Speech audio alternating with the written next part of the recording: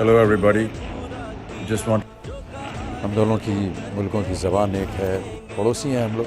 और हमारे यहाँ तो और आपके यहाँ भी ऐसा माना जाता है कि जो पड़ोसी होता है वो परिवार की तरह होता है। इमरान खान के हेलीकॉप्टर की हंगामी लैंडिंग के बाद अमिताभ बच्चन ने भी इमरान खान की सपोर्ट में बड़ा बयान दे दिया है। पाकिस्तानी अदाकारों के साथ साथ अब इंडियन अदाकार भी इमरान खान की सपोर्ट में आ गए हैं। जैसे कि आप देख सकते हैं कि इमरान खान का हेलीकॉप्टर क्रैश होने से बाल बाल बच गया। बज़ाहिर फनी खराबी की वजह से अडियाला के करीब हंगामी लैंडिंग की। कौम की दुआओं की वजह से इमरान खान ने बाहिफाजत लैंड कर लिया। सोशल मीडिया में इमरान खान के लिए दुआओं का सिलसिला शुरू हो गया है, जिसके बाद अमिताभ बच्चन ने भी पाकिस्तान से हाथ जोड़कर इमरान खान का साथ देने का कह दिया है। मैंने उन्हें कठिन परिस्थितियों से जूझते हुए देखा, संवरते हुए देखा, निखरते हुए देखा।